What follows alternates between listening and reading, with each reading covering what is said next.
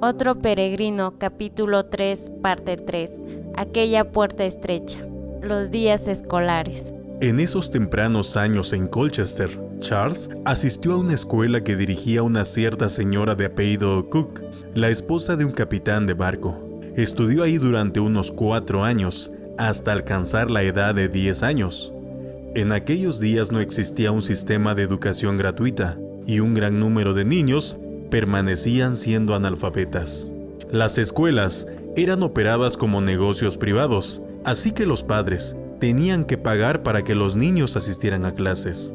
John Spurgeon, su padre, quería que sus hijos tuvieran la mejor educación que pudieran proporcionarles, y por eso Charles comenzó a asistir a la escuela de la señora Cook. Esta señora se dio cuenta muy pronto de que ya no le podía enseñar más de lo que ya había aprendido. Así que los padres de Spurgeon lo enviaron a otra escuela que poseían normas académicas más elevadas que la mayoría de las instituciones similares de la época. En Colchester, la escuela Stackwell House, cuyo director era el señor Henry Lewis. Un maestro distinguido de esa escuela era el señor Edwin Smith Ledwin. Leading tuvo una influencia importante en la educación de Spurgeon. Charles comentó acerca de él. Era un maestro que realmente enseñaba a sus alumnos, y gracias a su diligente habilidad, yo establecí el cimiento sobre el cual construir los años posteriores. Cuando entró a esa escuela, ya había progresado de manera excepcionalmente notable en escritura, lectura, matemáticas y ortografía. Ahí también inició sus estudios de griego y latín, a la par que principios de filosofía. Aunque nunca se convirtió en un erudito en lenguas antiguas, llegó a dominar el latín y Euclides, es decir, la geometría. Les dedicó especial atención al griego koine del Nuevo Testamento y al hebreo del Antiguo Testamento. Entre la edad de 10 y 11 años, el 11 de diciembre de 1844, obtuvo el primer premio de la clase de inglés, y el premio consistió en una copia del libro Historia Natural de Selborne. Spurgeon conservó este libro como un tesoro durante toda su vida. Uno de sus biógrafos, Conwell, argumenta que Spurgeon no mostró señales tempranas de genialidad. Sin embargo, uno se cuestiona seriamente esa afirmación, pues ciertamente tenía una inteligencia muy destacada. A esa edad, ya había leído a muchos de los teólogos puritanos y poseía un razonable entendimiento de pensamiento de hombres como Richard Sibbes, John Owen, John Clavel y Matthew Henry. Durante estos años escolares, Spurgeon también aprendió mucho acerca de la vida en general. Permaneció en esa escuela hasta junio de 1848. El hermano menor de Charles, unos 3 años más joven, y también 2 hermanas menores que él, Eliza y Emily, eran sus constantes compañeros. Charles se convirtió inmediatamente en el líder, pero esto fue no debido a que él era mayor, sino porque poseía las cualidades de un fuerte liderazgo. En una ocasión, su padre lo descubrió dirigiendo a los niños que jugaban a la iglesia. Él estaba de pie sobre una estructura que contenía heno, haciendo como que predicaba, y los otros niños estaban sentados sobre montes de heno frente a él, escuchándole predicar. En otra ocasión, los 2 niños estaban jugando con barquitos de juguete en un arroyuelo. Charles bautizó a su barquito el Tronador, un título que había escogido, dijo él mismo, porque quería un nombre que tuviera una connotación de valiente y victorioso. Por esta época, su padre le describe así: Charles era un niño saludable, poseía una buena constitución, una disposición muy cariñosa y era muy estudioso. Siempre estaba leyendo libros. Nunca se le encontraría cavando en el jardín o cuidando u observando a las palomas como los demás niños. Siempre estaba en medio de libros y más libros. Si su madre quería llevarlo de paseo, usualmente lo encontraba en mi estudio leyendo algún libro. Era muy inteligente, por supuesto, y demostraba su inteligencia en todas las ramas del saber. Aprendió a dibujar muy bien.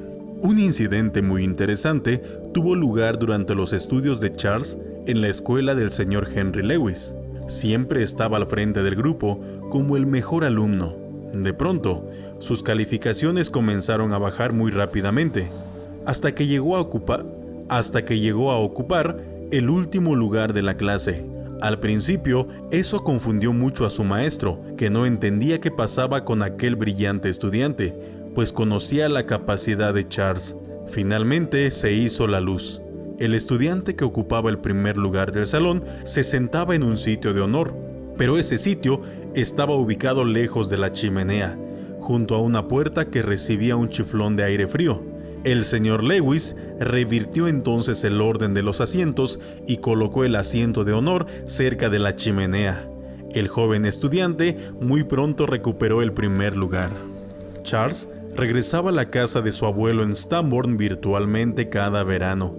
Aunque su padre poseía también una vasta biblioteca teológica, cuando iba a Stambourne, invariablemente subía a la famosa habitación del piso superior, donde estaba almacenada la reserva secreta de las antiguas obras teológicas. Spurgeon comentó posteriormente: «Del oscuro cuarto yo sacaba estos viejos autores, y nunca era más feliz que cuando estaba en su compañía. Siendo todavía un niño, poseía una increíble comprensión teológica. Además, escuchar y participar en elevadas discusiones teológicas era también algo que estaba disponible en Colchester, pues se le permitía estar presente cuando su padre y otros ministros se reunían a comentar sobre diversas materias bíblicas». Más tarde afirmó: «Yo doy testimonio de que los niños pueden entender las Escrituras, pues estoy seguro de ello, ya que siendo solo un niño, podría haber discutido muchos puntos nudosos de teología controversial, habiendo escuchado ambos lados libremente expresados entre el círculo de amigos de mi padre». En resumen, Spurgeon nunca recibió una educación teológica formal para el ministerio. Sin embargo, adquirió una amplia educación general, a costa de muchos sacrificios de parte de su padre. Si la educación no fue mejor, es porque no había nada mejor disponible en donde vivían. Alguien que ya mencionamos, Edwin Zenith Lenin, fue una figura clave en este proceso educativo. A la muerte de este señor en 1890, Spurgeon escribió la siguiente nota: «El señor Linding era maestro en la escuela del señor Henry Lewis, de Colchester, en 1845, y yo era uno de sus estudiantes. Él era un maestro que realmente enseñaba a los alumnos. Luego se fue de Colchester para abrir una escuela en Cambridge, y yo primero me fui a Maidstone y luego a Newmarket por algunos años. Entonces volvimos a reunirnos de nuevo, pues yo me uní a él en Cambridge para ayudar en su escuela, y en pago, él continuaba ayudándome en mis estudios». El señor Linding expresó que yo no tenía necesidad de asistir a ninguna de las universidades disponibles para los disidentes, pues ya tenía un dominio de la mayoría de los temas que se enseñaban ahí. También expresó su impresión de que, en la época en que yo le ayudaba en la escuela, hubiera pasado con facilidad los exámenes de ingreso a la universidad si el púlpito no hubiera intervenido. Cuando cumplió los 14 años, Charles y su hermano menor fueron enviados al Colegio de Agricultura de San Agustín, en Maidstone, ciudad ubicada al sureste de Londres. La Iglesia de Inglaterra patrocinaba la institución a Maidstone, y el tío de Charles, de nombre David Walker, era maestro y director de la escuela. Para ir a Maidstone, Charles tuvo que pasar por Londres, la ciudad que habría de ser el asiento de su grandioso ministerio. En Maidstone, Charles avanzó rápidamente en sus estudios. En esta escuela tuvo lugar un interesante encuentro entre Charles y el clérigo de la Iglesia de Inglaterra, concerniente al tema del bautismo. El vicario visitaba regularmente esa escuela anglicana para dar lecciones de religión cristiana. En una de las sesiones, el clérigo condujo a clases a una discusión sobre el bautismo. Charles no sabía prácticamente nada acerca de la teología de la Iglesia de Inglaterra en esa época. Sin embargo, el intercambio de ideas que tuvo lugar en ese día resultó ser un punto decisivo en su vida. Este incidente necesita ser relatado en las propias palabras de Spurgeon. Uno de los clérigos era, pienso yo, un buen hombre, y es a él a quien debo un rayo de luz que fue suficiente para mostrarme el bautismo de los creyentes. Yo estaba al frente de la clase y en una ocasión, cuando debíamos repetir el catecismo de la Iglesia de Inglaterra, tuvo lugar una conversación más o menos en estos términos. ¿Cuál es tu nombre? Spurgeon, señor. No. ¿Cuál es tu nombre? Charles Spurgeon, señor. No debes responderme así. Pues sabes que únicamente necesito saber tu nombre de pila. Por favor, señor, me temo que no tengo uno. ¿Y por qué no? ¿Cómo está eso? Porque no creo que soy cristiano. Entonces, ¿qué eres? ¿Un pagano? No, señor, pero puede ser que no seamos paganos y sin embargo estar sin la gracia de Dios y por tanto no ser verdaderamente cristianos. Bien, olvídalo. ¿Cuál es tu primer nombre? Charles. ¿Y quién te dio ese nombre? No lo sé, señor. Sé que ningún padrino hizo nada por mí, pues nunca tuve ningún padrino. Muy probablemente fueron mi padre y mi madre. Ahora, no hagas reír a tus compañeros. Por supuesto que no espero que digas la respuesta usual. Luego, volviéndose repentinamente hacia mí, dijo: Spurgeon, tú fuiste bautizado debidamente. Oh, sí, señor, lo fui. Mi abuelo me bautizó en su casa, y él es un ministro, y por eso sé que lo hizo correctamente. Ah, pero tú no tenías ni fe ni arrepentimiento, y por tanto no debiste de haber recibido el bautismo. Sí, señor, pero eso no tiene nada que ver. Todos los bebés deben ser bautizados. ¿Cómo sabes eso? ¿Acaso no dice el libro de oración que la fe y el arrepentimiento son necesarios antes del bautismo? Y esta es una doctrina tan propia de las Escrituras que nadie debe negarla. En este punto, el clérigo procedió a mostrar que todas las personas de la Biblia mencionadas que fueron bautizadas eran creyentes, lo que por supuesto era una pregunta muy fácil, y luego me dijo: ahora, Charles, te doy una semana para que me demuestres que la Biblia no declara que la fe y el arrepentimiento son requisitos indispensables antes del bautismo. Yo me sentí seguro de la victoria, pues pensé que una ceremonia que mi abuelo y mi padre, ambos, practicaban en sus ministerios, debía ser correcta, pero no pude encontrar esa declaración. Estaba derrotado. Y en mi mente decidí el camino que debía seguir. Al cabo de una semana, el clérigo me preguntó: Y bien, Charles, ¿qué piensas ahora? Señor, pues usted está en lo correcto, pero además eso se aplica a usted tanto como a mí. Quería mostrarte esto, pues esta es la razón por la que nombramos padrinos. Es que de otra forma, yo no tendría más derecho que tú al santo bautismo. Pero la promesa que hicieron mis padrinos fue aceptada por la iglesia como algo equivalente. Sin duda, has visto que tu padre, cuando no tiene dinero, firma un pagaré, y esto es considerado como un pago, pues como hombres honestos tenemos fundamento para esperar que pague ese documento. Ahora, los padrinos son gente buena, y en caridad aceptamos su promesa a nombre del bebé.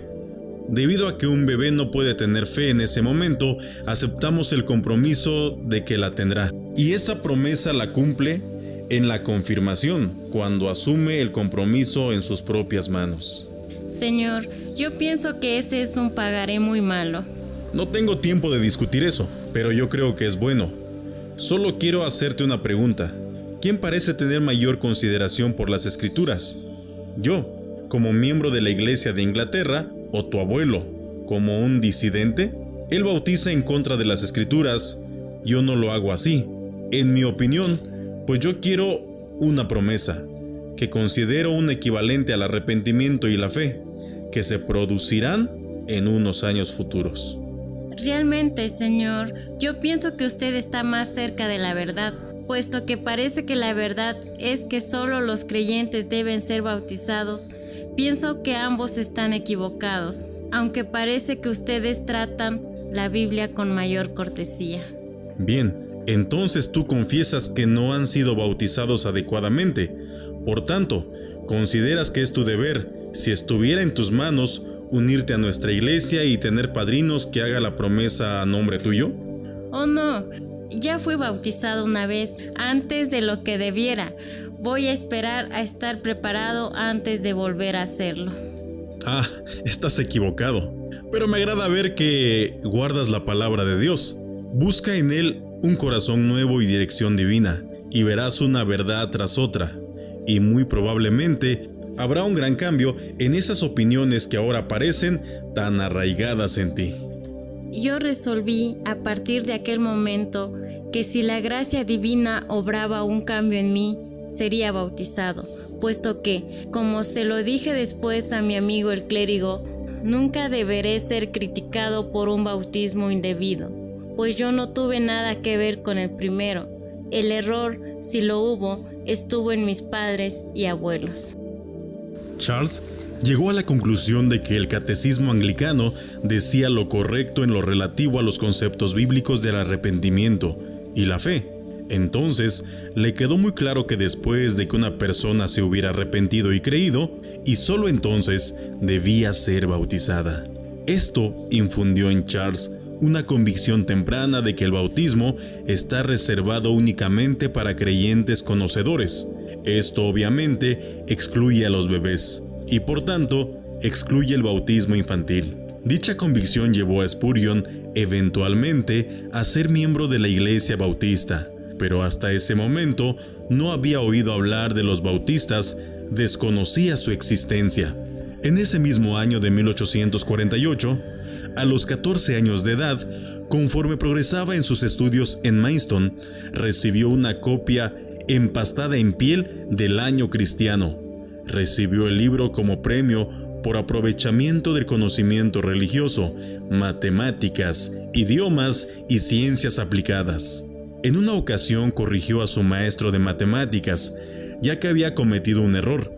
El maestro lo disciplinó, haciendo que saliera del salón con sus libros y pidiéndole que se pusiera a estudiar bajo un roble, junto al río Medway. Sin embargo, el maestro, que también era su tío David Walker, ciertamente reconocía la habilidad matemática inusual de Spurgeon, por lo que le permitió calcular las tablas de mortalidad de una compañía de seguros en Londres, que fueron utilizadas por más de medio siglo. Es decir, hizo las funciones de un actuario. Spurgeon tuvo experiencias muy interesantes en Maidstone. Le encantaba relatar una travesura que solía practicar ahí. Había en un laboratorio una gran jarra que contenía amoníaco. Spurgeon llevaba a los nuevos estudiantes ahí y les pedía que lo respiraran profundamente. Igualmente, ellos le obedecían y, por supuesto, se escapaban de morir. Un día, repitiendo la travesura, un nuevo estudiante respiró de la jarra y cayó al suelo en un estertor como de muerte. Charles confesó que eso lo aterró verdaderamente y ya no volvió a repetir esa travesura nunca más. Pero se le perdonaba todo porque tenía una sonrisa muy agradable, atractiva, que hacía juego con su brillante personalidad que le ganaba el afecto de muchos.